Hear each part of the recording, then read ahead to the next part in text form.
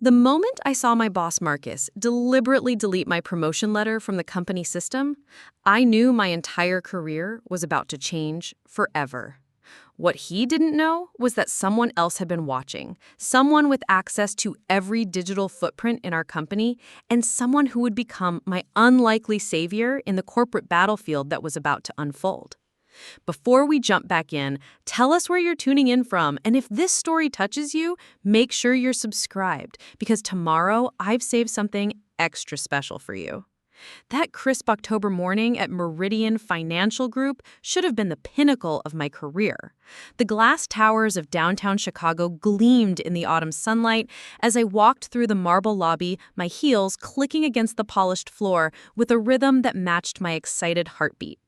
After 3 grueling years as a senior financial analyst, I had finally received word that my promotion to Vice President of Strategic Planning was being finalized. The email had arrived the previous evening from HR Director Patricia Chen, confirming that all documentation would be processed first thing Monday morning. I straightened my navy blazer as I entered the elevator, mentally rehearsing how I would share the news with my team.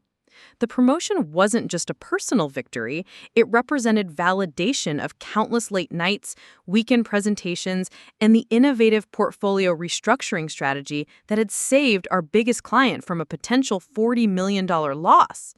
At 29, I would be the youngest VP in the company's history, breaking through what many considered an impenetrable glass ceiling.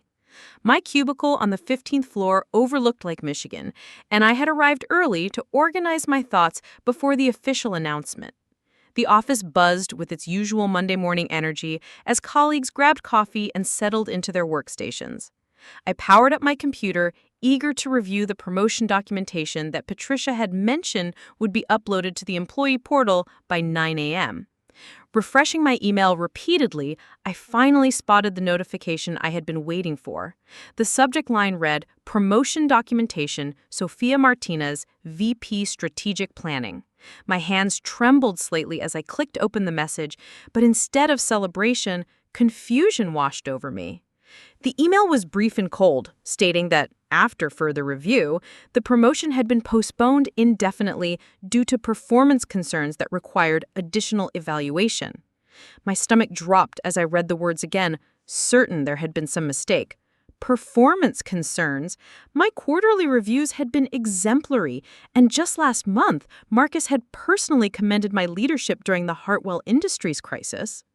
I immediately called Patricia's office, but her assistant informed me she was in meetings all morning. The knot in my stomach tightened as I realized something was seriously wrong. Deciding to speak directly with Marcus, I gathered my portfolio of recent achievements and walked toward the corner office that housed our department's senior management. Through the glass walls, I could see Marcus hunched over his computer, his usually immaculate silver hair slightly disheveled. As I approached his door, I noticed his screen displayed what appeared to be the company's internal promotion tracking system. I knocked gently and entered when he gestured for me to come in. Marcus looked up with an expression I couldn't quite read, something between annoyance and what almost seemed like guilt. His smelled of expensive cologne and freshly brewed coffee, the same combination that had intimidated me during my first day 3 years ago, but now felt suffocating.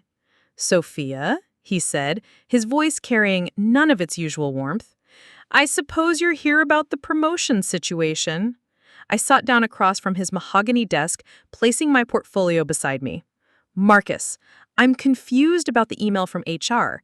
Last week, you told me the promotion was a formality, that my work on the Hartwell account had sealed the deal. What performance concerns are they referring to?"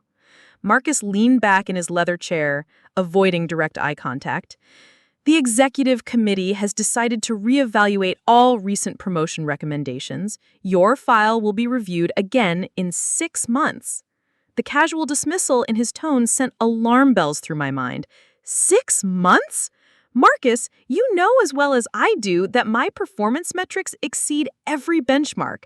The Hartwell save alone brought in more revenue than 3 other analysts combined. What's really going on here?" For a moment, his professional mask slipped, and I caught a glimpse of something that looked almost like regret. But it vanished quickly, replaced by the cold authority I was beginning to recognize as his true nature. Sophia, I understand your disappointment, but the decision has been made. I suggest you focus on your current responsibilities and work towards addressing the committee's concerns. I felt heat rising in my cheeks as the realization hit me. What concerns, Marcus? You can't give me specifics because there aren't any, are there? Something else is happening here. His jaw tightened and he turned his attention back to his computer screen. This conversation is over, Sophia. I have a board meeting in 10 minutes. As I stood to leave, my eye caught his computer monitor, and what I saw made my blood run cold. The promotion tracking system was open, and I could clearly see my name with a status that read, Approved, Processing, but as I watched, Marcus moved his cursor to delete. The moment stretched like an eternity as our eyes met, and in that instant, we both knew that I had witnessed something I was never supposed to see. Without breaking eye contact, he clicked delete. My promotion approval vanished from the system as if it had never existed. You saw nothing, he said quietly, his voice carrying an unmistakable threat. And I suggest you remember that if you value your position here. I walked out of his office on unsteady legs, my mind reeling from what had just transpired. The bustling office around me seemed to fade into background noise as I processed the enormity of what Marcus had done. He hadn't just denied my promotion, he had actively sabotaged it, eliminating digital evidence of the original approval. The betrayal cut deeper than any professional disappointment I had ever experienced. Returning to my desk, I sat in stunned silence, staring at my computer screen without really seeing it. Colleagues moved past me in the normal rhythm of office life, completely unaware that my world had just imploded. The promotion I had worked so tirelessly to earn had been stolen from me, and worse, I had been threatened into silence about it. The rest of the morning passed in a blur of forced normalcy. I attended meetings, responded to emails, and maintained the facade of business as usual, while my mind raced through possible explanations and solutions. Why would Marcus sabotage my promotion? We had always maintained a professional relationship, and I had never given him reason to undermine my career. The pieces didn't fit together, and the uncertainty was almost as painful as the betrayal itself. During lunch, I retreated to the building's rooftop garden, a small oasis of greenery amid the concrete and steel of the city. The October air was crisp, and the distant sounds of traffic provided a backdrop for my churning thoughts. I pulled out my phone and scrolled through my contacts, considering who I could trust with this information. The problem was that Marcus wielded considerable influence within the company, and any accusation without proof would likely result in my immediate termination. As I sat among the carefully maintained flower beds, I noticed someone approaching from the elevator bank. Eleanor Vasquez, the executive assistant to the CEO. She walked towards me with purposeful steps. Eleanor was something of a legend at Meridian Financial, having worked her way up from receptionist to become one of the most trusted employees in the entire organization. Her reputation for discretion and loyalty was matched only by her encyclopedic knowledge of company operations. "Sophia," she said, settling onto the bench beside me, "mind if I join you? I couldn't help but notice you seem troubled today." Eleanor's presence was both comforting and intimidating. At 55, she carried herself with the confidence of someone who had navigated corporate politics for decades. Her graying hair was pulled back in an elegant bun, and her sharp brown eyes seemed to see everything that happened within the company walls. "I'm fine, Eleanor. Just needed some fresh air," I replied, not wanting to burden her with my problems. She studied my face for a moment before speaking again. Sophia, I've been watching you work for 3 years now. You're one of the most talented analysts this company has seen, and your dedication hasn't been unnoticed by the executive team. That's why what happened this morning troubles me greatly. My heart began to race. What do you mean? Eleanor glanced around to ensure we were alone before leaning closer. I have access to all digital communications and system changes that affect executive decisions. This morning, I witnessed something that goes against every principle this company claims to stand for. The implication of her words hit me like a physical blow. Eleanor had seen what Marcus did to my promotion approval. "You know about the deletion," I whispered. She nodded gravely. "Not only do I know about it, but I have backup copies of everything. Every email, every approval, every piece of documentation related to your promotion is stored in multiple secure locations. Marcus may think he's covered his tracks, but digital footprints are harder to erase than he realizes." Relief and vindication flooded through me simultaneously. I wasn't alone in this fight, and more importantly, I wasn't going crazy. The betrayal had happened exactly as I witnessed it, and now I had an ally who possessed the evidence to prove it. "Why are you telling me this?" I asked, my voice barely audible. Eleanor's expression hardened with determination. "Because 30 years ago, I was in a similar situation. A male supervisor tried to sabotage my career advancement, and I had no way to prove what had happened. I watched other talented women leave this company because they faced the same obstacles. I swore that if I ever had the power to prevent it from happening again, I would." She reached into her briefcase and pulled out a manila folder. "These are copies of your original promotion documents, including the approval from the executive committee and Patricia's recommendation letter." Marcus's deletion was automatically logged in our system with a timestamp and his user credentials. He's created a paper trail of his own misconduct. As I flipped through the documents, each page validated what I had known in my heart. The promotion was mine, based on merit, performance, and the unanimous recommendation of my supervisors. Marcus's sabotage was not only unethical, but potentially illegal. "What happens now?" I asked, still processing the magnitude of Eleanor's revelation. "Now you have a choice," she replied. "You can take this evidence to CEO Jonathan Reeves and demand justice, or you can let Marcus's betrayal stand and accept that your career advancement has been stolen. But I want you to know that whatever you decide, you have my complete support." The weight of the decision settled on my shoulders as I looked out over the Chicago skyline. In that moment, I realized that this wasn't just about my promotion anymore. It was about standing up against a system that allowed people like Marcus to abuse their power and derail the careers of those beneath them.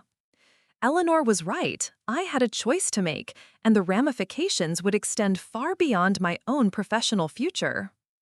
As we sat in the rooftop garden, Eleanor continued to outline the scope of what she had discovered. The backup systems she managed weren't just limited to promotion documents. They captured every significant digital transaction within the company. Marcus's pattern of questionable decisions extended beyond my case, and Eleanor had been quietly documenting irregularities for months. "There's something else you should know," she said, her voice dropping even lower. "Your promotion isn't the first one Marcus has interfered with. 2 other women in our department have experienced similar sabotage over the past 18 months. In both cases, their approved promotions mysteriously vanished from the system, and they were told that performance concerns had arisen." The revelation that Marcus had been systematically undermining women's careers made my anger burn even hotter. This wasn't an isolated incident born from personal animosity. It was part of a deliberate pattern of discrimination that had been allowed to continue unchecked. "Why hasn't anyone reported this before?" I asked. Eleanor's expression grew somber. "Because Marcus is careful about who he targets. He selects women who don't have strong internal advocates, those who might doubt themselves when faced with his authority. Sarah Hoffman and Jennifer Tang both eventually left the company, convinced that they simply weren't good enough for advancement. They never knew that their promotions had been approved and then deleted. The casual cruelty of Marcus's actions was staggering. He had not only stolen opportunities from talented professionals, but had also damaged their confidence and self-worth in the process. The psychological manipulation was perhaps even more devastating than the career sabotage itself. "I need to think about this," I said, though my mind was already moving toward a decision. "This is bigger than just my situation." Eleanor nodded understandingly. "Take all the time you need, but don't take too long. Every day that passes allows Marcus to potentially harm another person's career. And Sophia, remember that courage isn't the absence of fear, it's acting despite the fear." As we prepared to return to the office, Eleanor handed me her business card with a handwritten note on the back. "My personal number," she explained. "Call me when you're ready to move forward. And remember, you're not fighting this battle alone." The rest of the afternoon crawled by as I attempted to focus on routine tasks while my mind churned through the implications of Eleanor's revelations. Every interaction with colleagues felt different now, as I wondered who else might be aware of Marcus's pattern of sabotage. The comfortable familiarity of my workplace had been replaced by an underlying current of tension and distrust. As evening approached and the office began to empty, I found myself staring at Eleanor's card. The handwritten number seemed to represent more than just a phone contact. It symbolized a crossroads in my career and my life. I could choose the safe path, accepting the injustice and hoping that future opportunities would come my way. Or I could choose to fight, knowing that the battle ahead would be difficult and potentially career-ending if it went poorly. But as I gathered my belongings and prepared to leave the office, I thought about Sarah Hoffman and Jennifer Tang, two talented women who had been driven away by Marcus's manipulation. I thought about the future women who might face the same sabotage if his behavior continued unchecked. And I thought about the young analyst I had been 3 years ago, full of ambition and trust in the corporate system to reward merit and hard work. That young woman deserved better. We all deserved better. Standing in the empty office as the cleaning crew began their evening routine, I pulled out my phone and dialed Eleanor's personal number. She answered on the second ring, as if she had been waiting for my call. "Eleanor, it's Sophia," I said, my voice steadier than I felt. "I've made my decision. I want to fight this, not just for me, but for everyone Marcus has hurt and everyone he might hurt in the future." There was a pause before Eleanor responded, and when she did, I could hear the pride in her voice. "I hoped you would choose courage over comfort. Tomorrow morning, I'll arrange a private meeting with CEO Reeves. It's time to bring this pattern of abuse to light." As I hung up the phone and walked toward the elevator, I felt a strange mixture of terror and exhilaration. The comfortable predictability of my corporate existence was about to be shattered, replaced by uncertainty and conflict. But for the first time since that devastating morning in Marcus's office, I felt like I had some control over my destiny. The elevator doors closed, and I watched the floors tick by as I descended toward the lobby. Tomorrow would bring new challenges and unknown consequences, but it would also bring the opportunity for justice. Marcus had made a critical error in his calculation. He had underestimated both the power of digital evidence and the determination of the women he had sought to destroy. The night air felt crisp and clean as I emerged onto the busy Chicago street. The city lights reflected off the glass facades of surrounding buildings, creating a kaleidoscope of urban energy. Somewhere in that maze of corporate towers, other talented professionals were facing their own battles against discrimination and abuse of power. But tonight, at least one of those battles was about to be fought with the backing of truth, evidence, and the unwavering support of an ally who understood the stakes. As I walked toward the train station, I realized that Marcus's betrayal had inadvertently set in motion something far more significant than he could have imagined. His attempt to silence and sideline me had instead awakened a fierce determination to expose the systemic problems that allowed such abuse to flourish. The promotion he had stolen was just the beginning. Now, the fight was for something much more important than any individual career advancement. The train pulled into the station with its familiar rumble and screech of brakes. As I settled into my seat for the ride home, I allowed myself a small smile. Marcus thought he had won by deleting my promotion and threatening my position. What he didn't realize was that he had just made the biggest mistake of his career, and tomorrow, the consequences of that mistake would begin to unfold. The city lights blurred past the train window as we picked up speed, carrying me away from the battlefield where tomorrow's war would be fought. But I was no longer the naive analyst who had walked into Marcus's office that morning. The betrayal had transformed me into something he hadn't anticipated, a determined adversary armed with irrefutable evidence and the support of someone who wielded considerable influence within the organization. Marcus had played his hand, revealing his true nature and his willingness to abuse his authority for personal gain. Now it was my turn to play mine, and unlike his strategy of deception and manipulation, mine was built on truth, justice, and the unwavering belief that no one should have their career sabotaged because of their gender or perceived threat to someone else's ego. The train pulled into my station, and I gathered my belongings with renewed purpose. Tomorrow would mark the beginning of a new chapter, not just in my career, but in the ongoing fight against workplace discrimination and abuse of power. Eleanor had given me the tools and evidence I needed. Now it was up to me to use them effectively. As I walked through the quiet suburban streets toward my apartment, I felt the weight of responsibility settling on my shoulders. This wasn't just about my stolen promotion anymore. It was about creating a workplace where talent and dedication were truly rewarded, regardless of gender or personal politics. The battle ahead would be difficult, but for the first time since that devastating morning, I felt ready to fight it. Part 2, the rebuild.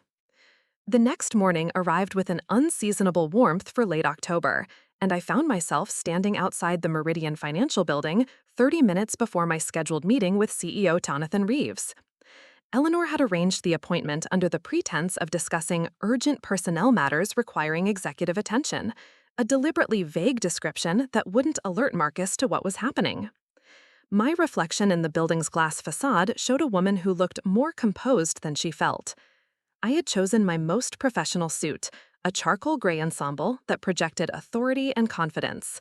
The leather portfolio in my hands contained copies of all the evidence Eleanor had provided, organized chronologically, and supported by witness statements she had quietly gathered from other employees who had observed Marcus's questionable behavior. Eleanor met me in the lobby at exactly 8:30, her usual punctuality serving as a steadying influence on my nervous energy. She wore a navy blue dress with a pearl necklace that spoke to her decades of experience navigating corporate hierarchies. Her presence alone lent credibility to our mission, and I felt grateful once again for her decision to support my fight for justice. "Are you ready for this?" she asked as we rode the elevator to the executive floor, a level of the building I had rarely visited during my 3 years with the company. "As ready as I can be," I replied, though my heart was beating so fast I worried it might be audible. "Do you think he'll believe us?" Eleanor's expression was thoughtful as she considered my question. Jonathan Reeves built this company on principles of integrity and merit-based advancement. When he sees the evidence we've compiled, especially the pattern of discrimination, he'll have no choice but to act. The question isn't whether he'll believe us, but how swiftly and decisively he'll respond. The executive floor was a study in understated luxury, with Persian rugs covering polished hardwood floors and original artwork adorning the walls. Jonathan Reeves's corner office occupied the building's prime real estate, offering panoramic views of Lake Michigan and the Chicago skyline. The space reflected both success and accessibility, professional yet welcoming. CEO Reeves was a man in his early 60s with silver hair and kind blue eyes that had earned him a reputation for being both brilliant and approachable. He had founded Meridian Financial 25 years ago, with the vision of creating a company where talent trumped politics and innovation was rewarded regardless of its source. His personal story of building the firm from a 2-person startup to a multinational corporation was legendary within our industry. "Eleanor, Sophia, please come in and have a seat," he said, gesturing toward a comfortable seating area away from his formal desk. Eleanor mentioned this was a matter of some urgency. Preparing and narrating this story took us a lot of time, so if you are enjoying it, subscribe to our channel. It means a lot to us. Now back to the story. How can I help you? Eleanor and I exchanged glances before she began speaking.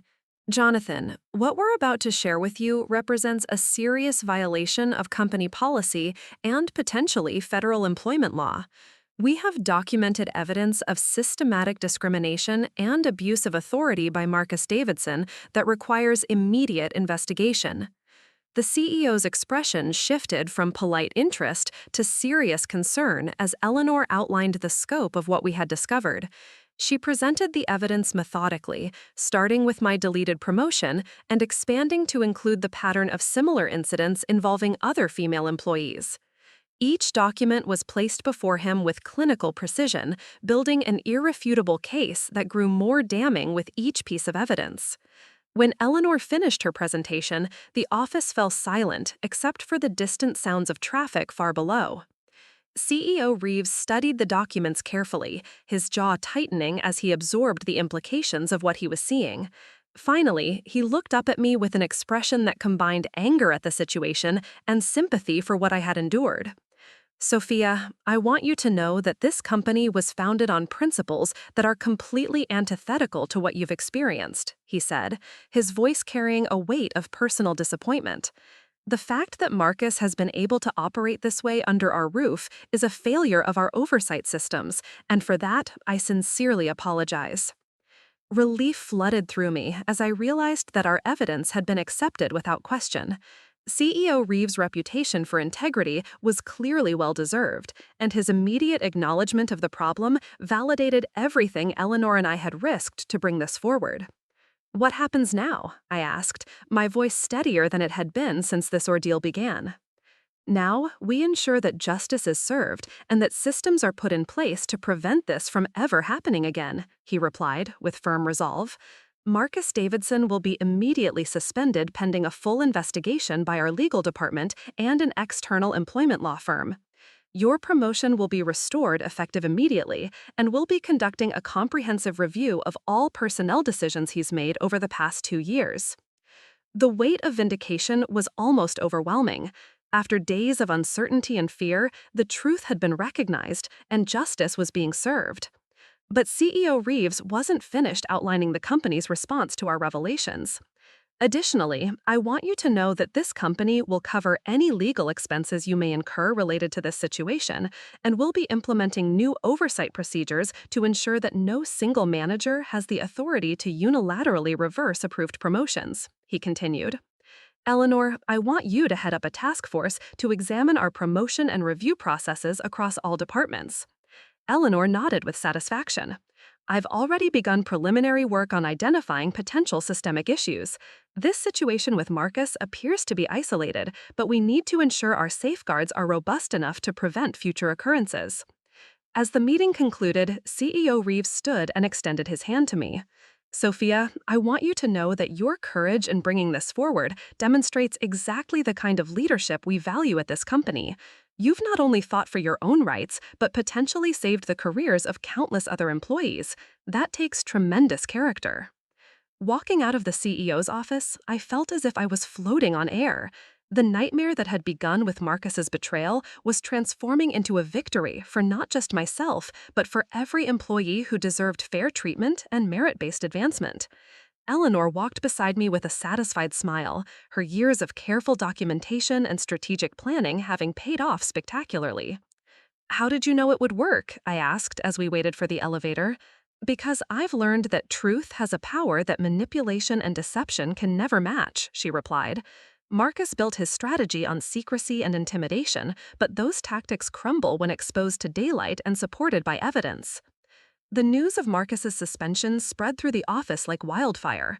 By noon, the official announcement had been distributed to all employees, citing personnel matters requiring investigation without revealing specific details. However, the corporate rumor mill was operating at full capacity, and most of our colleagues had pieced together enough information to understand that significant changes were underway. My promotion to Vice President of Strategic Planning was announced simultaneously, restoring my career trajectory and vindicating months of hard work and dedication. The response from my colleagues was overwhelmingly positive, with many expressing relief that justice had been served and admiration for my courage in fighting the system. During lunch, I received a call from Patricia Chen in HR, who had been briefed on the situation by CEO Reeves. Her voice carried a mixture of professional concern and personal regret as she explained the company's commitment to making things right. Sophia, I want you to know that the delay in your promotion was never based on legitimate performance concerns, she said. Marcus provided false information that led to the confusing communication you received, and I deeply regret that our systems allowed him to manipulate the process. Patricia went on to outline additional steps the company was taking, including mandatory training for all managers on appropriate personnel procedures and the implementation of an anonymous reporting system for employees who suspected discrimination or retaliation. The comprehensive response demonstrated that leadership was taking the situation seriously and working to prevent future occurrences. That afternoon, I was introduced to my new office on the 16th floor, a space that reflected my elevated position within the company hierarchy. The corner location offered views of both the lake and the city, and the modern furnishing spoke to Meridian Financial's investment in its leadership team. More importantly, the office represented validation that merit and hard work would ultimately be recognized and rewarded. As I arranged my personal items in the new space, I reflected on how dramatically my situation had changed in just 24 hours. The despair and uncertainty that had consumed me after witnessing Marcus's betrayal had been replaced by optimism and renewed confidence in my career prospects. The corporate culture I had originally been attracted to when joining Meridian Financial had been restored, at least in my corner of the organization. My first week as vice president brought new challenges and responsibilities that tested my skills in ways I had never experienced.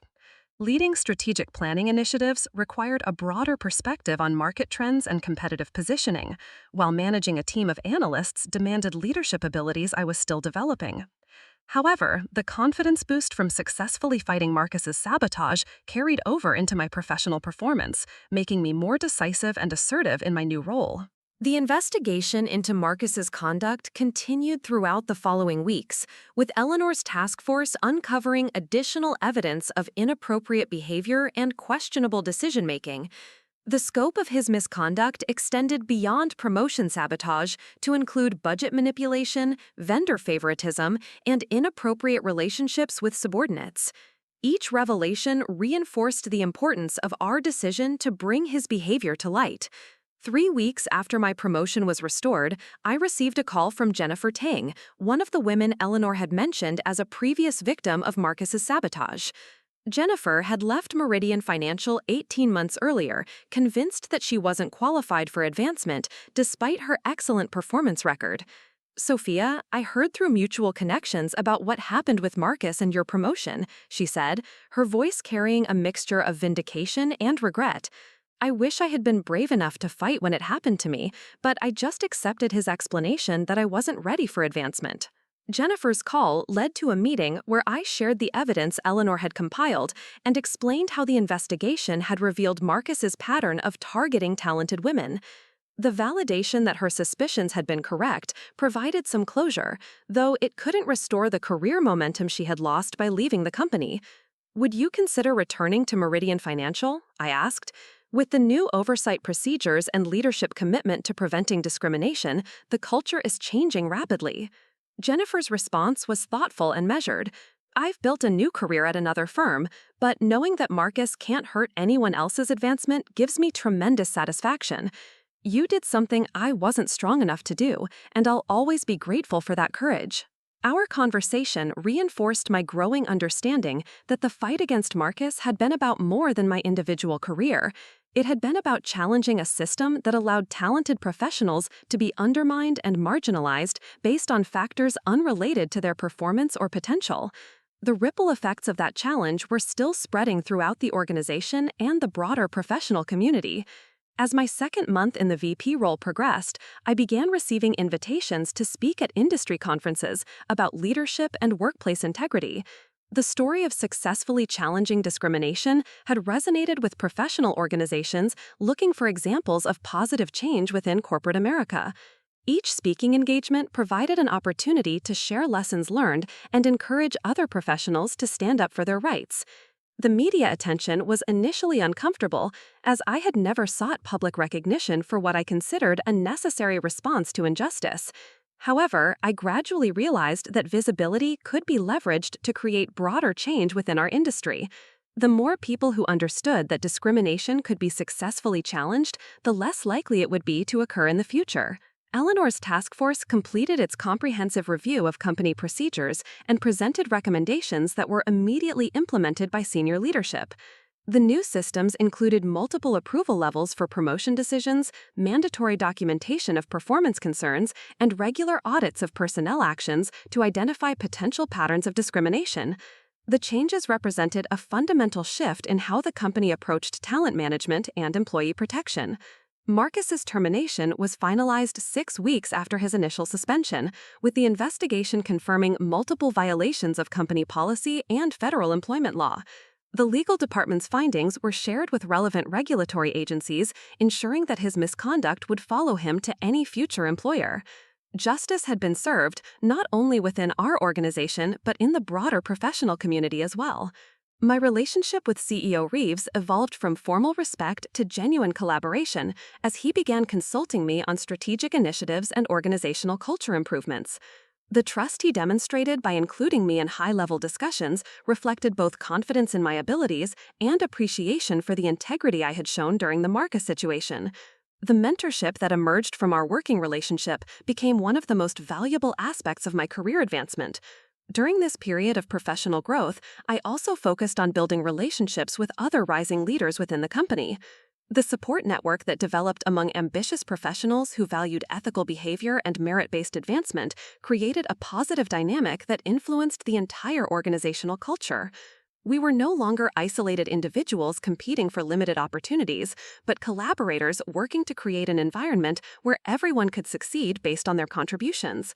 The transformation wasn't limited to my immediate work environment. Industry publications began featuring stories about Meridian Financial's commitment to workplace integrity and the systems we had implemented to prevent discrimination. The positive publicity attracted talented professionals who were seeking employers with strong ethical standards, further strengthening our competitive position in the marketplace. As I reflected on the journey from betrayal to vindication, I realized that Marcus's attempt to sabotage my career had inadvertently created opportunities I never could have imagined. The visibility gained from challenging his misconduct had accelerated my professional development and established me as a voice for positive change within our industry. The network of relationships built during the fight for justice had become a foundation for ongoing career advancement. 3 months after my promotion was restored, I received an unexpected visitor in my office. Sarah Hoffman, the other woman Eleanor had mentioned as a previous victim of Marcus's sabotage, had heard about the investigation through industry contacts and wanted to thank me personally for fighting a battle she had been unable to wage. "Sophia, what you did took incredible courage," she said as we sat in my office overlooking the Chicago skyline. "When Marcus undermined my promotion, I doubted myself so much that I eventually left the industry entirely. Knowing that my instincts were correct provides closure I never expected to receive." Sarah's visit reinforced the broader impact of challenging workplace discrimination. The psychological damage caused by Marcus's manipulation had extended far beyond immediate career setbacks, affecting his victims' confidence and long-term professional trajectories. By fighting his misconduct, we had not only stopped future harm, but also provided validation for those who had suffered in silence. "Have you considered returning to financial services?" I asked. "Your background and experience would be valuable to many organizations, especially with the industry's growing focus on diverse leadership." Sarah's response reflected the complex emotions surrounding her experience. "I've built a new life in nonprofit management, but sometimes I wonder what my career might have looked like if I had fought Marcus's sabotage the way you did. Your courage gave other women the validation they needed to trust their instincts when facing discrimination."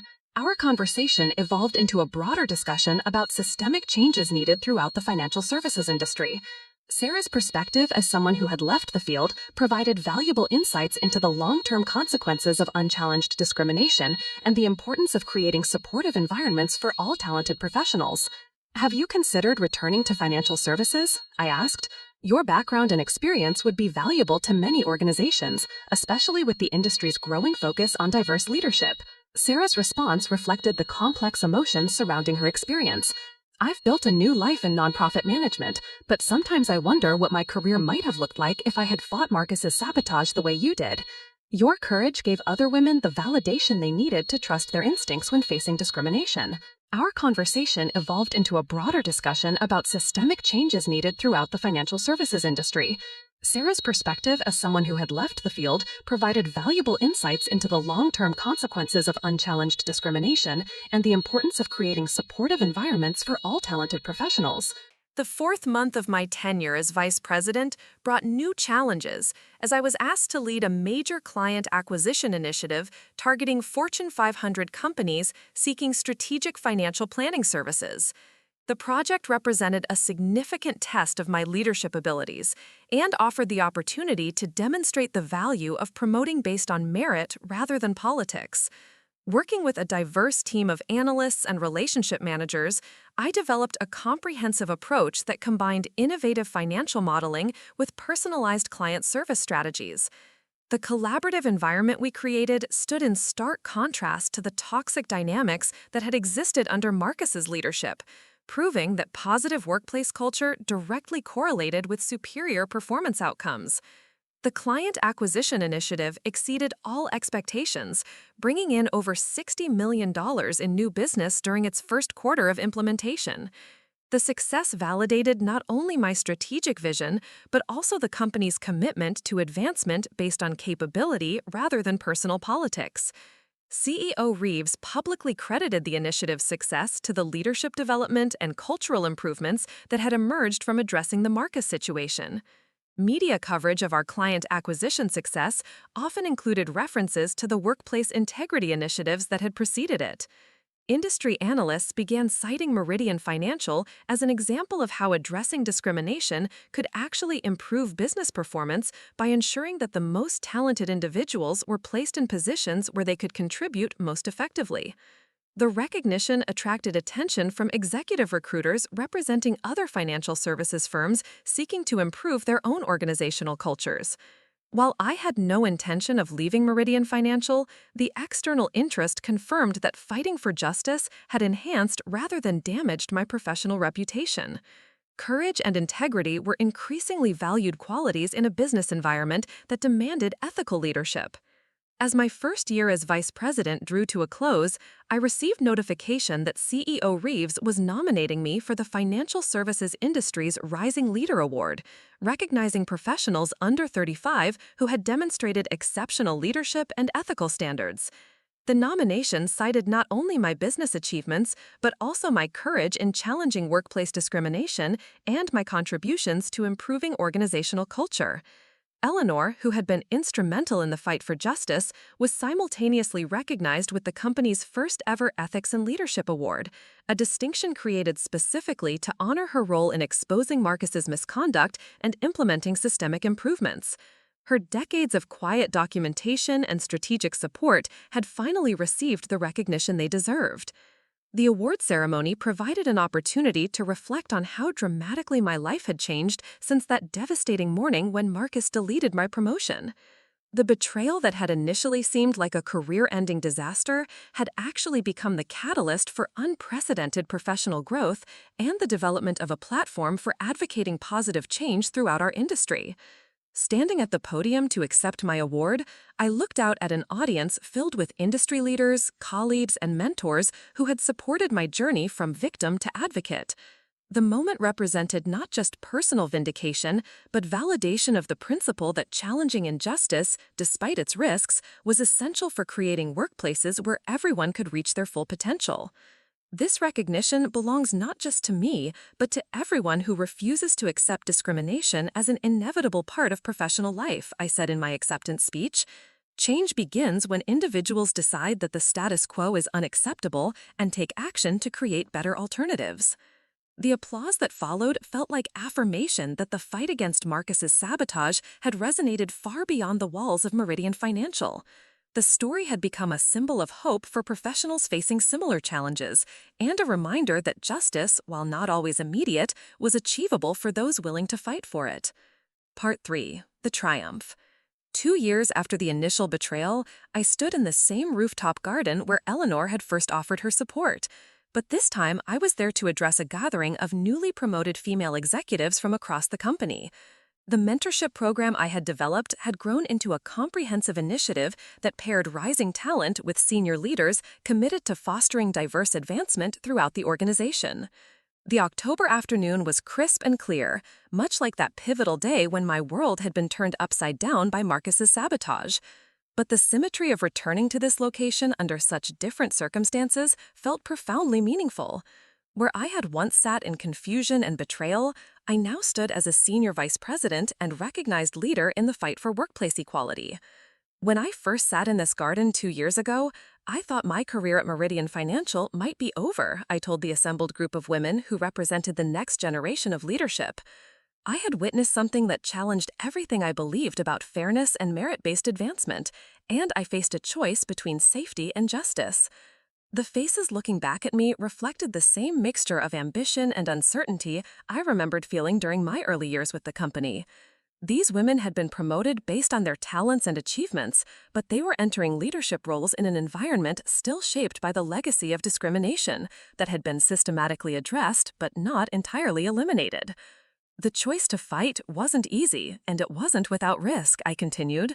But I learned that remaining silent in the face of injustice doesn't actually provide the safety we think it does.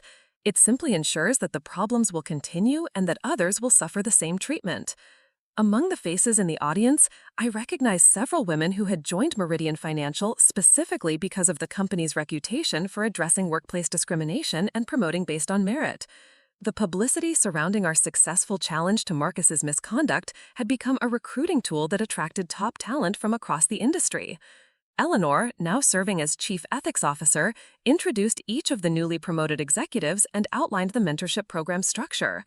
Her role had evolved from behind-the-scenes documentation to visible leadership in organizational culture transformation. The recognition she had received for her courage in supporting my fight had launched her into executive leadership, where her decades of experience and ethical standards were shaping company policy at the highest levels. The systems we've implemented aren't just about preventing discrimination, Eleanor explained to the group. They're about creating an environment where everyone's potential can be fully realized, where diverse perspectives are valued, and where advancement is truly based on contribution and capability. The mentorship program had grown beyond its original scope to include male executives who were committed to fostering inclusive leadership throughout the organization. The collaborative approach had eliminated the us versus them dynamic that sometimes emerged from diversity initiatives, replacing it with shared commitment to identifying and developing talent regardless of gender or background. After the formal presentation, several of the newly promoted executives approached me with questions and observations that reflected their understanding of the challenges they might face in their elevated roles. Their awareness of potential obstacles, combined with their confidence in the company's support systems, represented a fundamental shift in the organizational culture. "How do you maintain your authenticity while navigating corporate politics?" asked Maria Santos, who had just been promoted to Director of International Markets. Her question reflected the complexity that many rising leaders faced in balancing personal values with professional advancement. "Authenticity isn't about avoiding corporate politics," I replied. "It's about ensuring that your actions align with your values, even when faced with pressure to compromise. The support systems we've built here mean that you don't have to choose between integrity and advancement." The conversation that followed touched on topics ranging from negotiation strategies to work-life balance, but underlying every discussion was the shared understanding that their success was built on a foundation of fairness and merit that had been consciously constructed and carefully maintained. As the afternoon progressed, I found myself reflecting on the broader changes that had occurred throughout the financial services industry.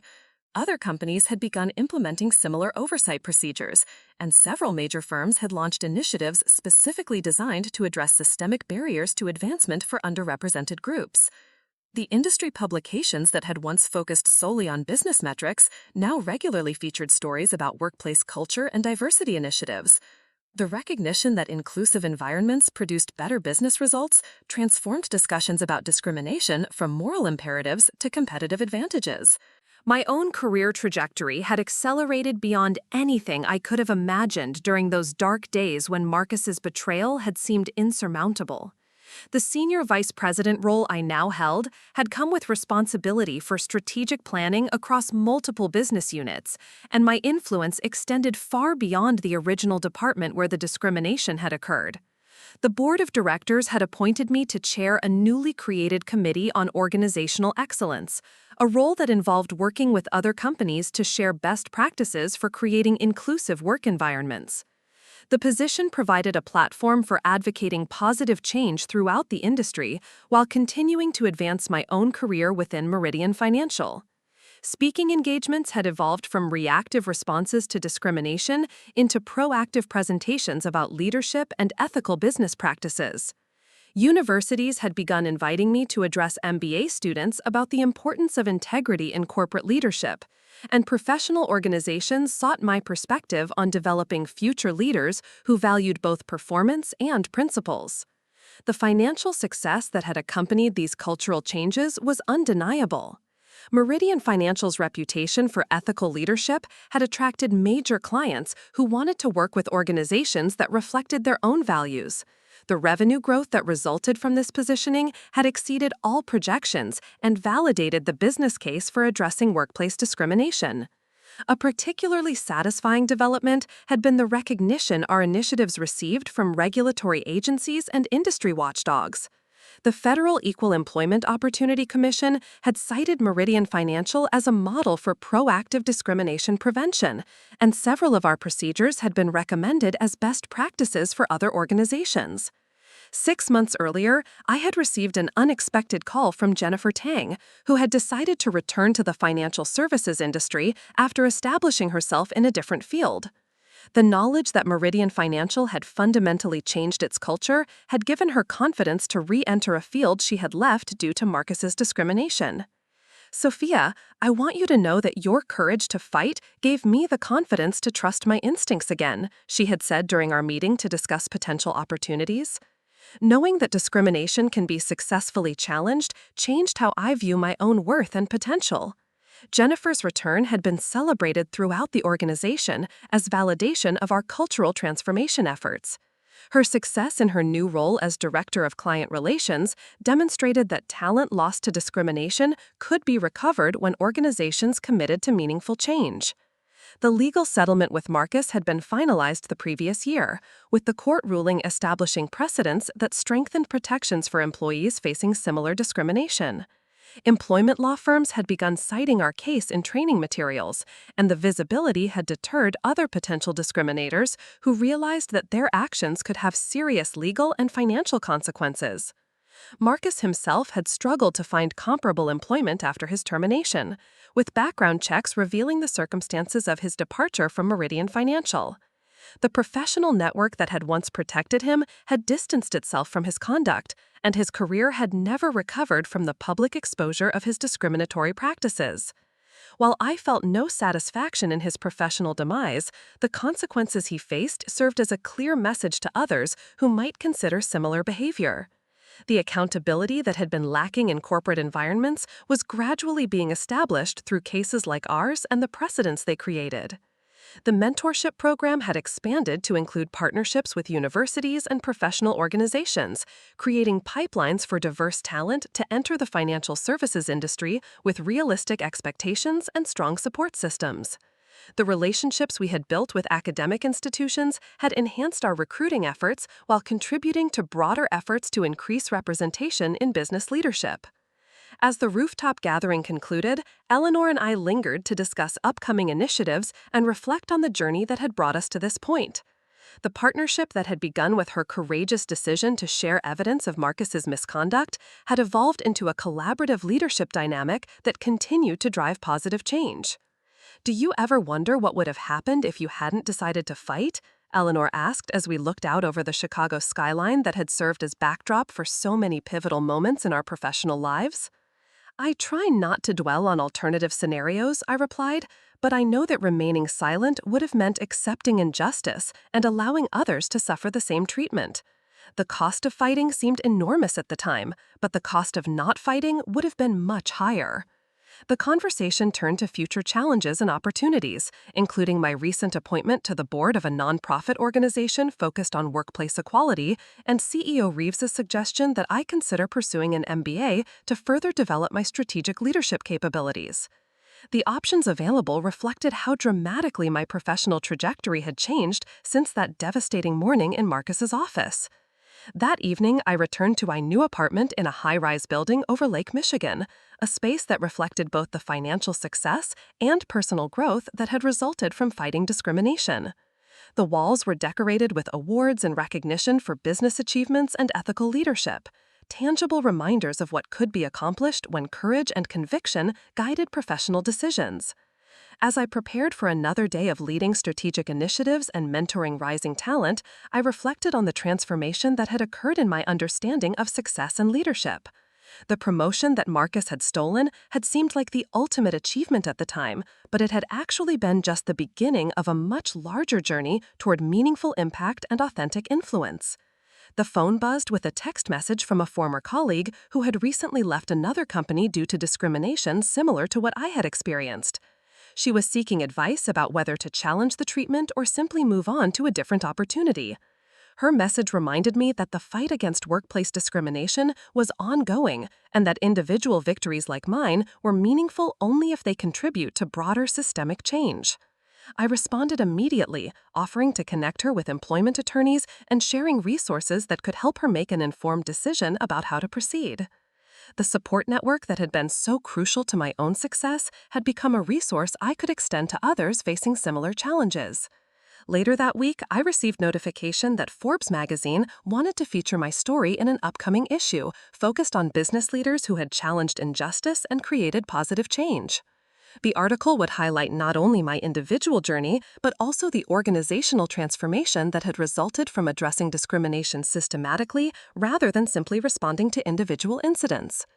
The media attention continued to feel surreal, as I had never sought public recognition for what still seemed like a necessary response to an intolerable situation.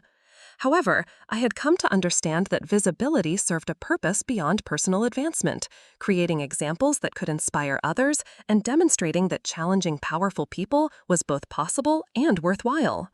The Forbes interview process required me to articulate lessons learned and advice for other professionals facing discrimination. The questions forced me to analyze my experience from multiple perspectives and consider how the strategies that had worked in my situation might be applicable in different contexts and industries. What would you tell someone who discovers discrimination but feels powerless to challenge it? The journalist asked during our interview. I would tell them that power often comes from understanding that you're not as alone as you think, I replied. There are almost always allies within organizations who share your values, and there are external resources available to support challenges to discrimination. The key is building a network of support and documenting everything carefully. The article's publication generated responses from professionals across various industries who had faced similar challenges. The emails and messages I received reinforced my understanding that workplace discrimination remains a widespread problem, but they also demonstrated that increasing numbers of people were willing to fight for change.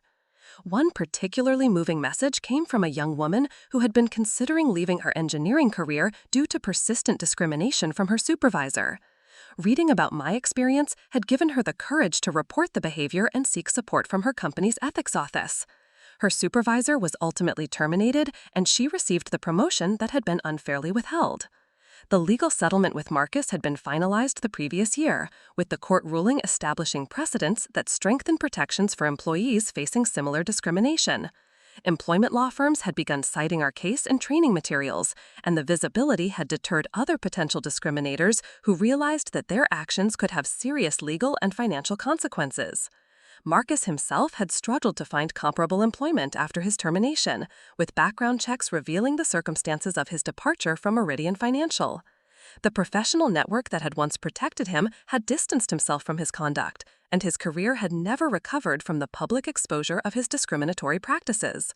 While I felt no satisfaction in his professional demise, the consequences he faced served as a clear message to others who might consider similar behavior. The accountability that had been lacking in corporate environments was gradually being established through cases like ours and the precedents they created.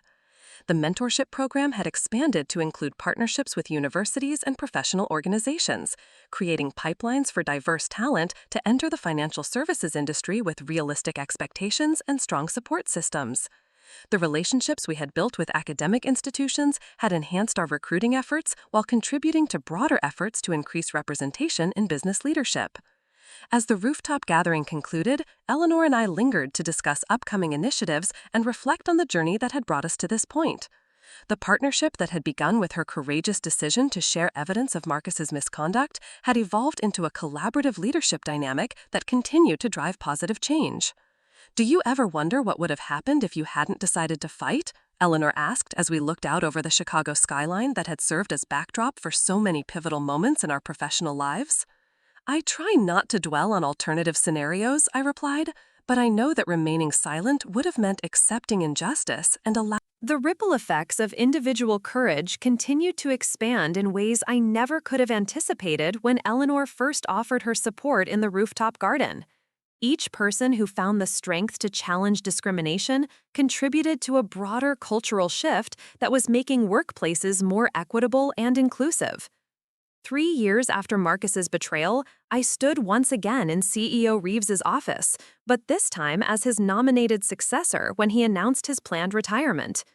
The recommendation from the board of directors reflected not only confidence in my business acumen, but also recognition of the leadership and integrity I had demonstrated throughout the discrimination challenge and its aftermath.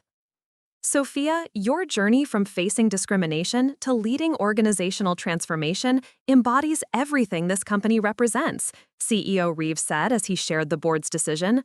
Your commitment to both excellence and ethics makes you the ideal leader to guide Meridian Financial into its next chapter. The prospect of leading the company where I had once been victimized by discrimination felt profoundly meaningful. The opportunity to shape organizational culture from the top would allow me to ensure that the systems and values we had fought to establish would continue to evolve and strengthen over time. As I accepted the nomination and began preparing for the transition to CEO, I reflected on the extraordinary journey that had brought me to this moment. Marcus's attempt to sabotage my career had inadvertently set in motion a series of events that had not only restored my professional trajectory, but had accelerated it beyond anything I could have imagined. The betrayal that had once seemed like an ending had actually been a beginning, launching me toward leadership opportunities and meaningful impact that would never have been possible without the courage to fight for justice. The painful experience had taught me that authentic power came not from the ability to suppress others, but from the commitment to lift everyone up. Looking ahead to the challenges and opportunities of leading Meridian Financial, I knew that the lessons learned from fighting discrimination would continue to guide my decision-making and leadership philosophy. The company would continue to serve as an example of how organizations could thrive when they committed to fairness, merit-based advancement, and the principle that everyone deserved the opportunity to reach their full potential. The young analyst who had once trembled in Marcus's office had become a CEO designate, not despite the discrimination she had faced, but because of her response to it. The journey from betrayal to triumph had transformed not only my career, but had contributed to positive change that would benefit countless others for years to come. As I prepared to take on the ultimate leadership role at Meridian Financial, I carried with me the memory of Eleanor's courage, the lessons learned from fighting injustice, and the unwavering commitment to ensuring that no talented individual would ever again have their potential stifled by discrimination or abuse of power. The fight that had begun with a deleted promotion letter had evolved into a mission that would define my legacy as a leader and as a champion for workplace equality. The morning after my meeting with CEO Reeves felt like stepping into an entirely different universe. Sunlight streamed through the windows of my new corner office as I arranged the personal items that would mark this space as mine. The mahogany desk gleamed under the overhead lighting, and the view of Lake Michigan stretched endlessly toward the horizon, a constant reminder of how far I had traveled from that devastating moment in Marcus's office. My assistant, Rebecca Chen, knocked softly before entering with my morning coffee and the day's schedule. Rebecca was a sharp graduate from Northwestern who had specifically requested to work with me after hearing about the promotion. Her enthusiasm for working with someone who had fought against workplace injustice was infectious, and her organizational skills were already proving invaluable as I navigated the complexities of my expanded role. "Good morning, Sophia," she said, placing the steaming mug on my desk alongside a folder containing briefing materials for the day's meetings. "I've prioritized the client presentations based on revenue potential, and I've also included background research on the new account prospects that came in over the weekend." The transformation in my daily routine was striking. Where I had once spent mornings reviewing routine financial reports and responding to Marcus's demands, I now began each day strategizing major client initiatives and making decisions that would impact the company's direction. The intellectual challenge was exhilarating, but more importantly, it felt authentic to my capabilities and ambitions. My first major presentation as vice president was scheduled for 10 a.m. with the executive committee, where I would outline my strategic vision for expanding our wealth management services into emerging markets. The preparation had consumed most of the previous week, but I felt confident in both the research and the innovative approach I had developed. Eleanor appeared in my doorway as I was reviewing the final slides of my presentation. Her presence continued to provide reassurance, though our relationship had evolved from mentor and protege to colleagues working toward shared objectives. The investigation into Marcus's misconduct was nearing completion, and the evidence she had compiled was proving even more damaging than we had initially realized. "Ready for the big presentation?" she asked, settling into one of the leather chairs across from my desk. "The executive committee has been eager to see what fresh perspectives you'll bring to our market expansion strategy." I nodded, though butterflies still danced in my stomach despite my preparation. I keep thinking about how different this feels from any presentation I gave under Marcus's management. For the first time, I know that my ideas will be evaluated on their merit rather than filtered through someone else's agenda. Eleanor's expression grew thoughtful as she considered my observation. That's exactly what this company was supposed to be about from the beginning. Marcus's interference was a corruption of our fundamental values, but now we're seeing what happens when those values are actually implemented. The conversation shifted to the broader implications of the changes occurring throughout Meridian Financial. Word of Marcus's termination had spread through industry networks, and several competitors had begun reaching out to recruit employees who might be disenchanted with the upheaval. Instead, the opposite had occurred. Talented professionals from other firms were expressing interest in joining an organization that had demonstrated a genuine commitment to merit-based advancement. "Have you given any thought to what you want to accomplish in this role beyond the immediate business objectives?" Eleanor asked, her question reflecting the leadership development perspective she had gained through years of observing executive transitions. The question made me pause and consider the unique position I now held. My promotion had been highly visible within the industry, and the circumstances surrounding it had created opportunities to influence change beyond the walls of Meridian Financial. The responsibility that came with that visibility was both exciting and daunting. "I want to prove that fighting discrimination isn't just about individual justice," I replied after a moment of reflection. "If I can demonstrate exceptional performance in this role, it validates the principle that advancement should be based on capability rather than politics. Success here becomes evidence that the system works when it's allowed to function properly." Eleanor smiled with obvious satisfaction. "That's exactly the kind of strategic thinking that convinced Jonathan to promote you. You understand that your individual success has implications far beyond your personal career trajectory." As the morning progressed, colleagues stopped by to congratulate me on the promotion and share their perspectives on the changes occurring throughout the organization.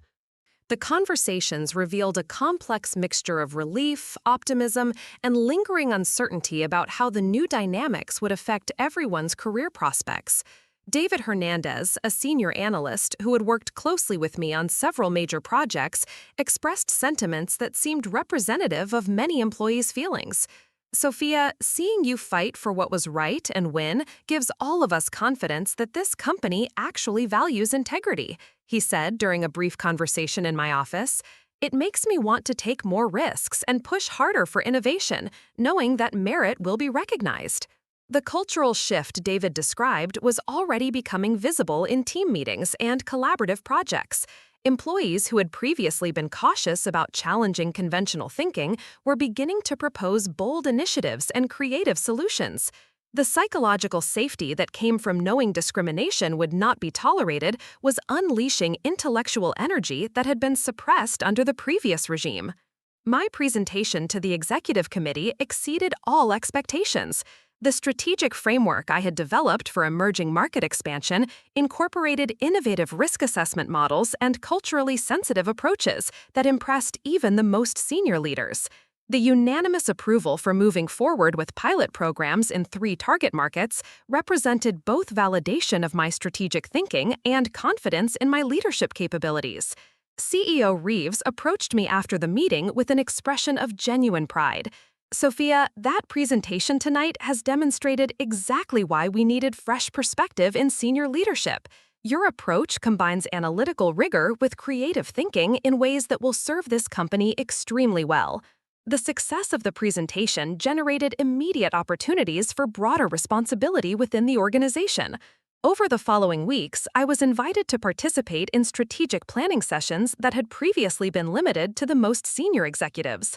The access to high-level decision-making processes accelerated my understanding of corporate leadership and provided insights into the complex challenges facing the financial services industry. The investigation into Marcus's conduct reached its conclusion 6 weeks after my promotion, with findings that exceeded even Eleanor's comprehensive documentation. The legal team had uncovered evidence of additional misconduct, including manipulation of performance reviews for male employees who had questioned his decisions and inappropriate relationships with vendors that violated company ethics policies. The final report painted a picture of systematic abuse of authority that had infected multiple aspects of departmental operations. Marcus had created an environment where fear and favoritism replaced merit and collaboration, undermining the foundational principles that had made Meridian Financial successful. The comprehensive nature of his misconduct validated our decision to fight his discrimination and demonstrated the importance of addressing abuse of power quickly and decisively. During this period, I began receiving invitations to speak at industry conferences about leadership and ethical business practices. The first such invitation came from the Chicago Financial Executives Association, which wanted me to address their annual symposium on the topic of creating inclusive work environments. The opportunity to share our experience with other business leaders represented a chance to influence positive change throughout the industry. Preparing for public speaking required developing skills I had never needed in my previous role. Working with a communications coach, I learned to translate complex organizational development concepts into accessible messages that would resonate with diverse audiences. The process of articulating our story for external consumption also helped me better understand the broader significance of what we had accomplished. The speaking engagement was scheduled for a Friday evening at the Drake Hotel, with an audience of over 300 senior executives from across the financial services sector. The setting was both elegant and intimidating, with crystal chandeliers and gold accents that spoke to the wealth and influence of the attendees. As I waited backstage, I reflected on how dramatically my comfort level with high-stakes presentations had evolved since gaining confidence in my abilities and authority. My presentation focused on the business case for addressing workplace discrimination, emphasizing the productivity gains and talent retention benefits that resulted from creating genuinely inclusive environments. Rather than dwelling on the personal aspects of my experience with Marcus, I highlighted the systematic changes Meridian Financial had implemented and the measurable improvements in employee engagement and business performance that had followed. The response from the audience was overwhelmingly positive, with several executives approaching me afterward to discuss implementing similar initiatives at their own organizations. The networking opportunities that emerged from the event led to consulting invitations and collaborative projects that expanded my professional influence beyond the boundaries of my primary role at Meridian Financial. One particularly meaningful conversation was with Patricia Williamson, the chief executive officer of a mid-sized investment firm that had been struggling with high turnover among their most talented female employees. Patricia's candid acknowledgement of the discrimination problems at her company and her genuine interest in implementing solutions demonstrated that industry leaders were beginning to recognize the business imperative for addressing these issues. "Sophia, your presentation tonight has convinced me that we need to conduct a comprehensive review of our promotion and review processes," Patricia said during our post-event conversation. "Would you be willing to serve as a consultant to help us identify potential problems and develop appropriate solutions?" The consulting opportunity represented a chance to apply the lessons learned from fighting Marcus's discrimination to help another organization avoid similar problems. Working with Patricia's team over the following months provided insights into how widespread these issues were throughout the industry and how many talented professionals were being undermined by discriminatory practices.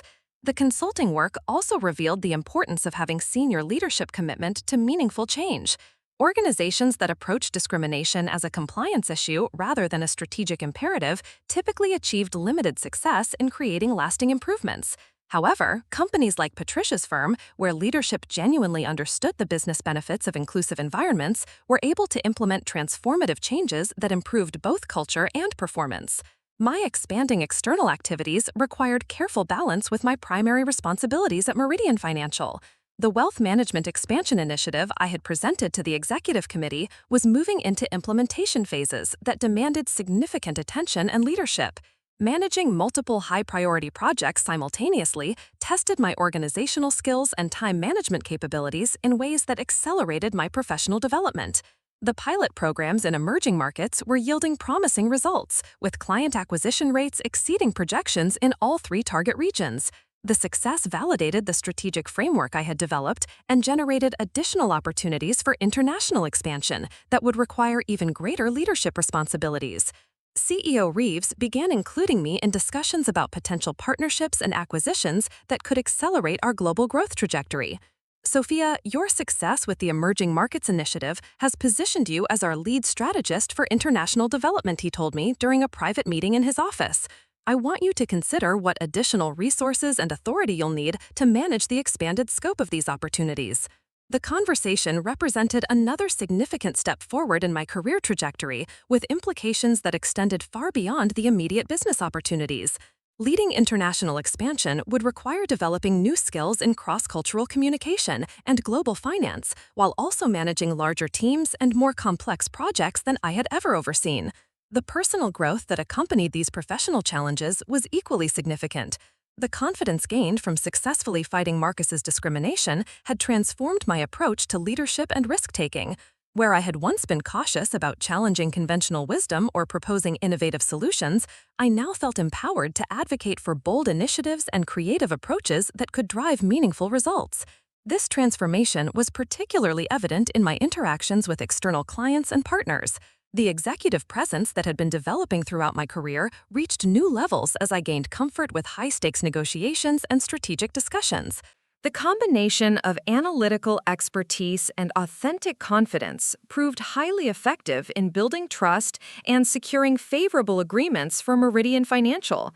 A breakthrough moment came during negotiations with a major European investment bank that was considering partnering with us for expansion into Asian markets. The discussions had been progressing slowly, with both sides cautious about committing to a partnership without clear understanding of cultural and regulatory challenges. Drawing on research I had conducted for the Emerging Markets Initiative, I proposed an innovative risk-sharing structure that addressed their concerns while protecting our interests. The partnership agreement that resulted from those negotiations became a template for future international collaborations and established my reputation as a skilled strategist capable of developing creative solutions to complex problems. The success attracted attention from industry publications, which featured articles about innovative approaches to global expansion in financial services. Media coverage of our international partnerships often included references to the organizational changes that had preceded them, creating additional opportunities to share our story about fighting workplace discrimination. The narrative that emerged positioned Meridian Financial as both a business innovator and a leader in corporate ethics, a combination that proved highly attractive to clients and partners who valued both performance and integrity. The visibility generated by these successes led to an unexpected opportunity when Harvard Business School invited me to participate in a case study about organizational transformation and leadership development.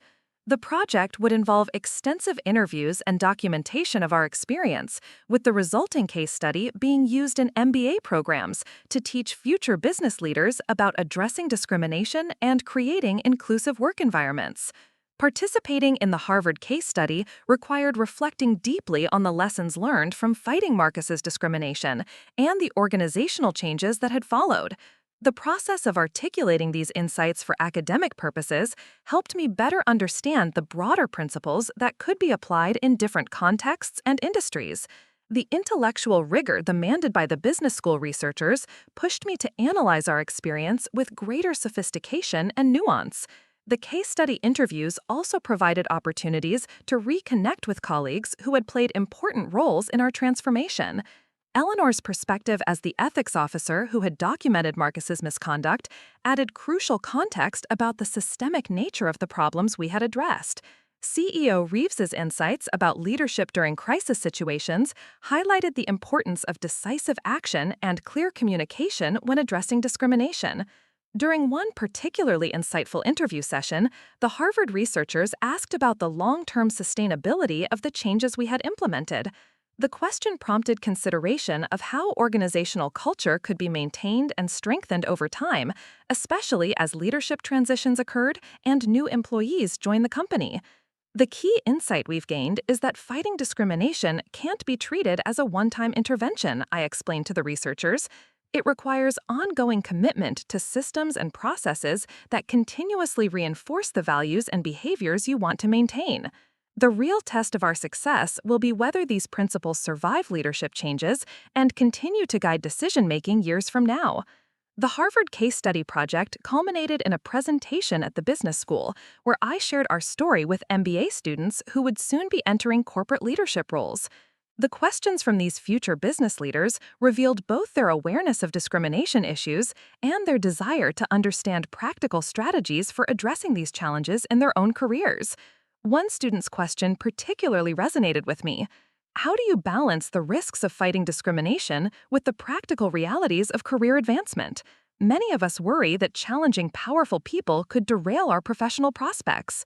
My response drew on both personal experience and the broader lessons learned from our organizational transformation. The biggest risk isn't fighting discrimination, it's allowing it to continue unchecked. Every time we fail to address these issues, we damage not only the immediate victims, but also the overall effectiveness of our organizations. The courage to stand up for what's right often leads to opportunities that wouldn't have existed otherwise. The academic recognition that accompanied the Harvard case study led to additional speaking opportunities at business schools across the country. These engagements provided platforms for sharing our story with the next generation of business leaders, while also expanding my own understanding of current research and thinking about organizational behavior and leadership development. Each speaking engagement reinforced my growing conviction that individual success could be leveraged to create broader positive change. The visibility gained from fighting Marcus's discrimination had created a platform that could be used to influence industry practices and inspire other professionals to challenge injustice in their own workplaces. The consulting work with Patricia Williamson's firm had expanded into a broader practice focused on helping financial services companies address discrimination and create more inclusive work environments. The demand for this expertise reflected growing awareness throughout the industry that these issues represented both moral imperatives and business opportunities. Working with multiple organizations provided insights into the various forms that workplace discrimination could take and the different strategies that proved effective in different contexts. Some companies faced challenges similar to what we had experienced with Marcus, while others dealt with more subtle forms of bias that were embedded in performance review processes or advancement criteria.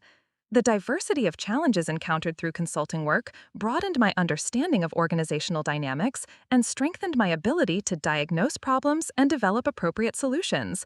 Each client engagement provided opportunities to refine methodologies and test approaches that could be applied more broadly throughout the industry. One particularly complex case involved a large investment bank where female employees were systematically being excluded from high-profile client relationships that were essential for advancement to senior positions.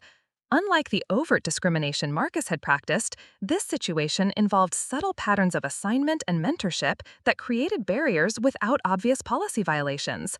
Addressing this challenge required developing new analytical frameworks for identifying indirect discrimination and creating systems that ensured equitable access to career development opportunities. The solutions we implemented became models for other organizations facing similar challenges and contributed to evolving best practices for inclusive talent management. The success of the consulting practice led to an invitation to join the board of directors for the Association of Financial Women, a professional organization focused on advancing women's careers in financial services. Board service provided additional opportunities to influence industry-wide initiatives while also expanding my network of relationships with other leaders who shared commitments to equality and excellence. During my first year on the AFW board, we launched a comprehensive study of advancement patterns throughout the financial services industry. The research revealed widespread evidence of discrimination that was limiting the career prospects of talented women and ultimately undermining the performance of organizations that failed to fully utilize their human capital. The study's findings provided compelling evidence for the business case against discrimination, while also highlighting successful strategies that companies could implement to address these challenges. The report became a widely cited resource for organizations seeking to improve their diversity and inclusion efforts, and its recommendations influenced policy changes at regulatory agencies and professional associations. My role in leading the AFW research project established my reputation as a thought leader in the area of workplace equality and organizational development. The recognition led to additional board appointments and consulting opportunities that further expanded my influence beyond the boundaries of Meridian Financial. Balancing these external activities with my primary responsibilities required exceptional time management and the development of strong support systems. Rebecca had proven invaluable in managing my increasingly complex schedule, while the team of analysts I supervised had grown more capable and independent as they gained confidence in the new organizational culture. The international expansion initiatives continued to exceed performance targets, with our emerging markets programs generating revenue growth that surpassed all projections. The success positioned Meridian Financial as a leader in global wealth management and created opportunities for additional partnerships and acquisitions that would further accelerate our growth trajectory. CEO Reeves had begun including me in discussions about succession planning and long-term strategic direction, conversations that indicated his confidence in my potential for even greater leadership responsibilities. The mentoring relationship that had developed between us provided insights into executive decision-making while also preparing me for the complex challenges that came with senior leadership roles. Sophia, your journey from facing discrimination to leading organizational transformation represents exactly the kind of authentic leadership our industry needs, he told me during one of our regular strategic planning sessions. I want you to start thinking about what it would mean to take on even broader responsibilities within the organization.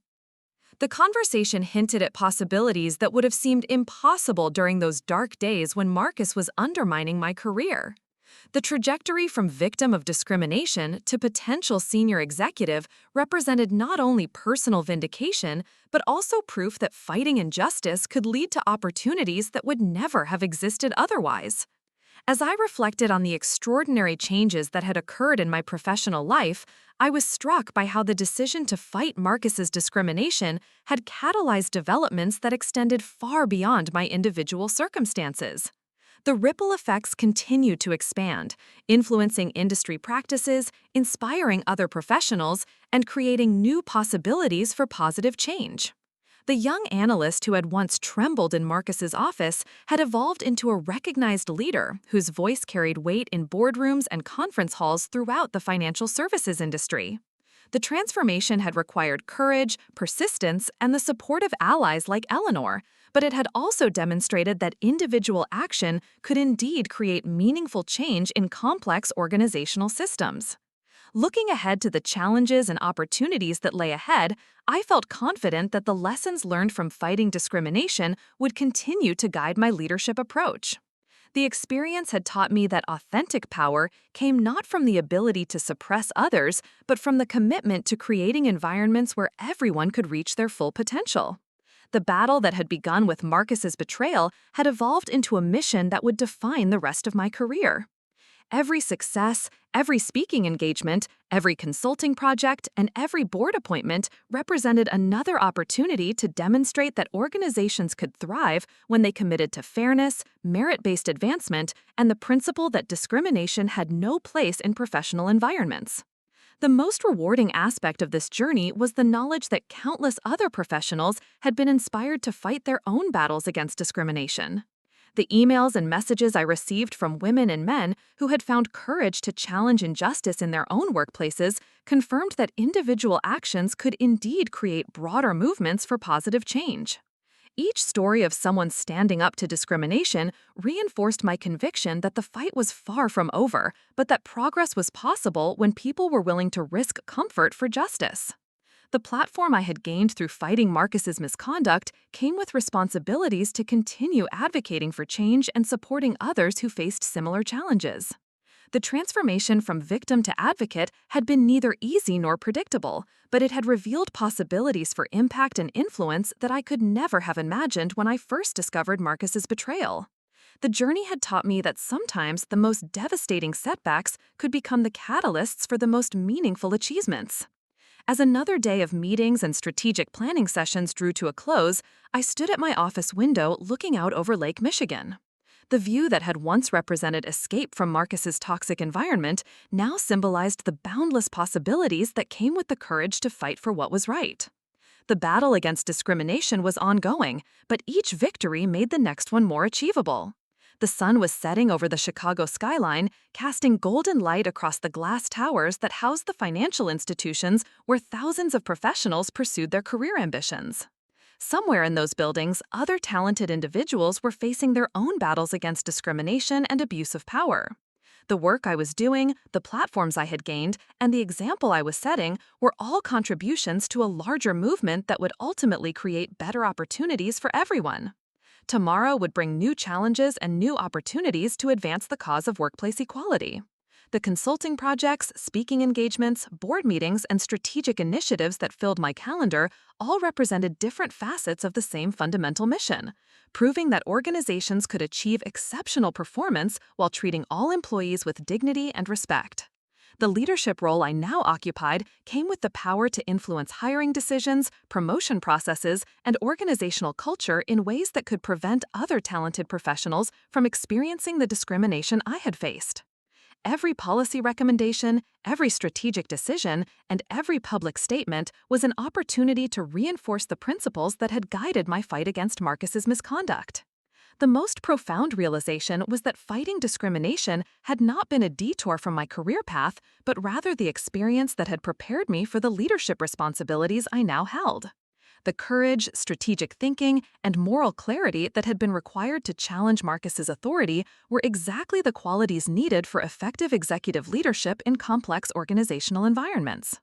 As I prepared to leave the office for another evening of preparation for upcoming presentations and strategic planning sessions, I felt grateful for the journey that had brought me to this point. The betrayal that had once seemed like an ending had actually been the beginning of the most meaningful and impactful phase of my career. The fight for justice had become a foundation for influence that would continue to create positive change for years to come.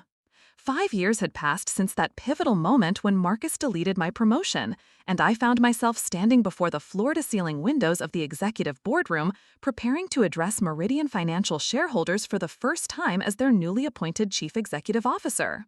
The mahogany conference table gleamed under the morning sunlight, and the assembled board members represented decades of collective wisdom and experience that had guided the company through its most transformative period. Chairman William Torres called the meeting to order with the same gravitas he had brought to every major company milestone during his 15-year tenure. His voice carried particular warmth as he introduced me to the shareholders who had entrusted their investments to my leadership. The confidence in his tone reflected the unanimous board decision that had elevated me to the highest position in the organization. Ladies and gentlemen, it gives me tremendous pleasure to introduce Sophia Martinez as Meridian Financial's new Chief Executive Officer, he announced to the assembled group of investors, analysts, and media representatives. Sophia's journey from analyst to executive leadership exemplifies the merit-based advancement and ethical leadership that define our organization's values. As I stepped forward to address the group, I caught sight of Eleanor in the audience, her proud smile reflecting the satisfaction of someone who had played a crucial role in transforming both individual lives and organizational culture. Her position as Chief Ethics Officer had evolved into one of the most influential roles within the company, and her expertise was now sought by regulatory agencies and industry associations developing best practices for workplace integrity. My opening remarks focused on the strategic vision that would guide Meridian Financial through the next phase of growth, emphasizing our commitment to innovation, ethical leadership, and global expansion. The international initiatives that had begun during my tenure as vice president had evolved into a comprehensive network of partnerships spanning 4 continents, generating revenue streams that had exceeded all projections. Our success over the past 5 years demonstrates that organizations thrive when they commit to developing talent based on merit and creating environments where innovation can flourish, I told the shareholders. The cultural transformation we've undergone has not only improved employee satisfaction and retention, but has also driven exceptional financial performance that positions us as an industry leader. The numbers supported this assertion convincingly. Employee retention rates had improved by 40% since the implementation of our new oversight procedures, while client acquisition and revenue growth had consistently outpaced industry averages. The correlation between ethical leadership and business performance had become undeniable, validating the principles that had guided our organizational development efforts. During the question and answer session that followed my presentation, several shareholders inquired about the sustainability of our growth trajectory and the strategies for maintaining our competitive advantage.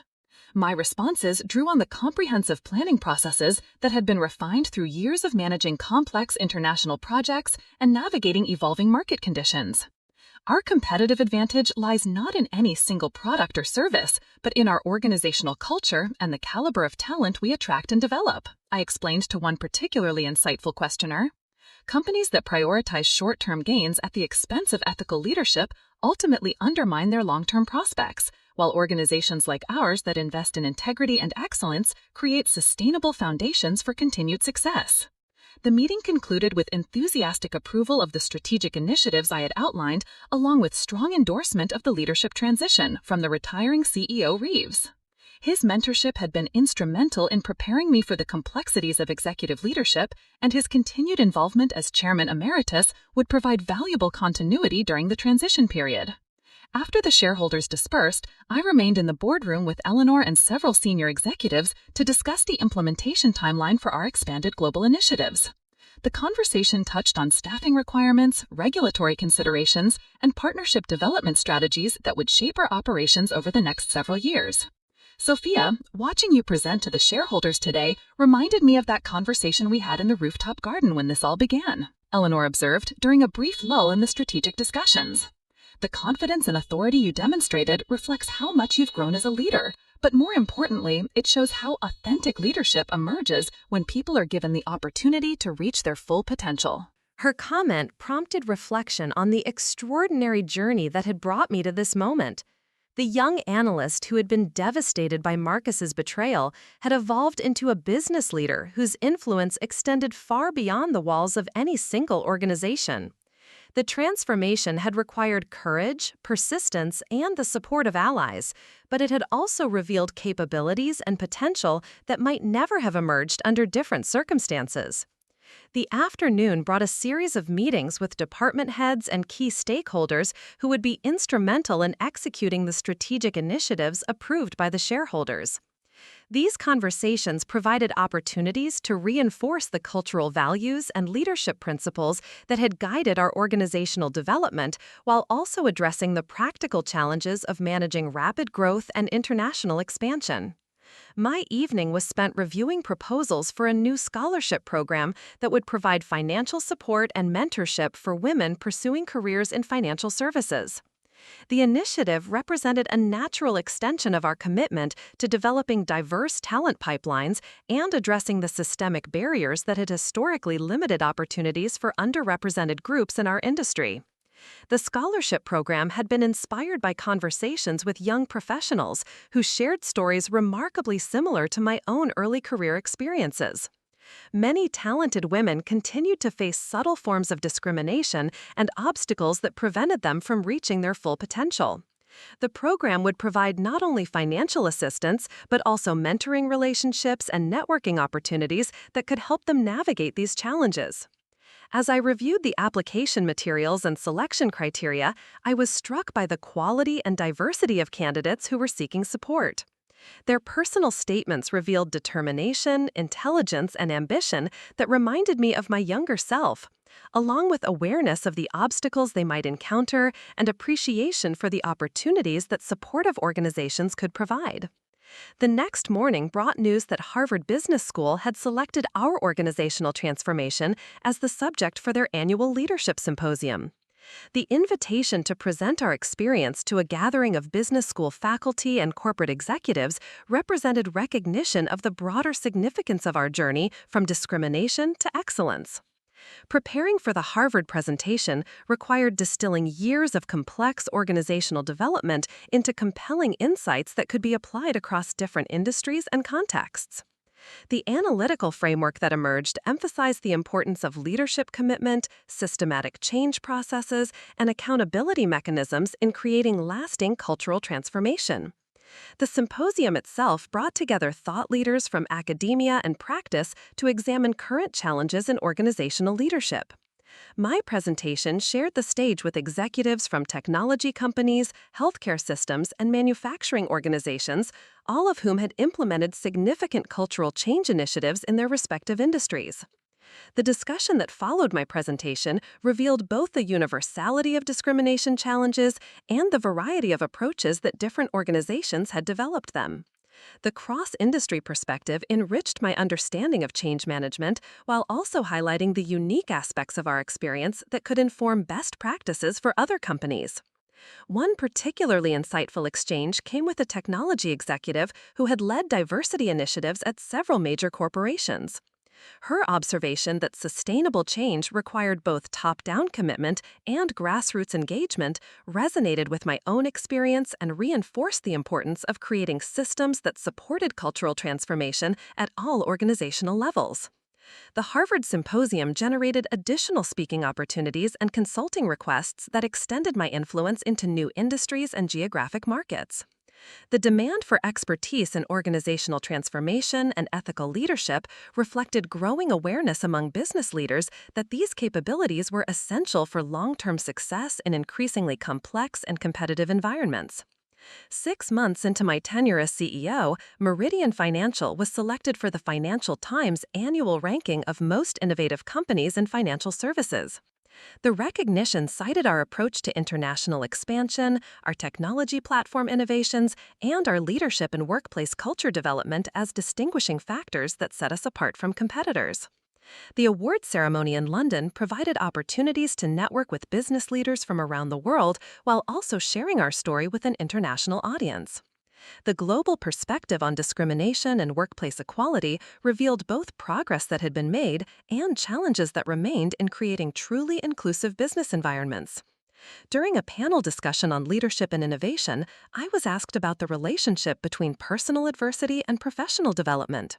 My response drew on both my own experience and observations of other leaders who had faced significant challenges early in their careers. Adversity can be a catalyst for growth, but only when it's combined with support systems and opportunities for meaningful response, I explained to the international audience. The key is ensuring that organizations create environments where people can learn and grow from challenges rather than being defeated by them. The panel discussion generated follow-up conversations with executives from European and Asian companies who were facing their own challenges related to workplace discrimination and cultural transformation. These international perspectives broadened my understanding of how these issues manifested in different cultural contexts, while also highlighting common themes that transcended national boundaries. The return flight to Chicago provided time for reflection on how dramatically my life had changed since Eleanor first approached me in the rooftop garden with evidence of Marcus's misconduct.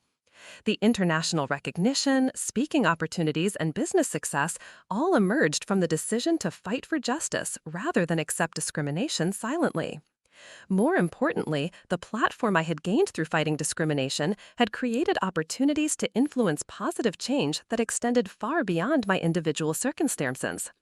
The scholarship program, consulting work, board service, and public speaking all represented different ways of leveraging success to create better opportunities for others facing similar challenges. The most gratifying aspect of this journey was the steady stream of messages from professionals who had been inspired to challenge discrimination in their own workplaces. Each story of someone finding courage to fight injustice reinforced my conviction that individual actions could indeed create broader movements for positive change. As the plane descended toward Chicago, I looked out at the city lights that had served as backdrop for so many pivotal moments in my career. The skyline that had once represented escape from Marcus's toxic environment now symbolized the boundless possibilities that came with the courage to fight for what was right. The transformation from victim to CEO had been neither easy nor predictable, but it had revealed the extraordinary potential that could be unleashed when organizations commit to merit-based advancement and ethical leadership. The battle against discrimination was ongoing, but each victory made the next one more achievable. The company I now led bore little resemblance to the organization where Marcus had once wielded discriminatory power. The systems, culture, and leadership principles that had emerged from addressing his misconduct had created an environment where talent could flourish regardless of gender, background, or personal characteristics. The business success that had followed proved that doing the right thing was also good business. Looking ahead to the challenges and opportunities that lay ahead, I felt confident that the lessons learned from fighting discrimination would continue to guide my leadership approach. The experience had taught me that authentic power came not from the ability to suppress others, but from the commitment to creating environments where everyone could reach their full potential. Up next, you've got 2 more standout stories right on your screen. If this one hit the mark, you won't want to pass these up. Just click and check them out.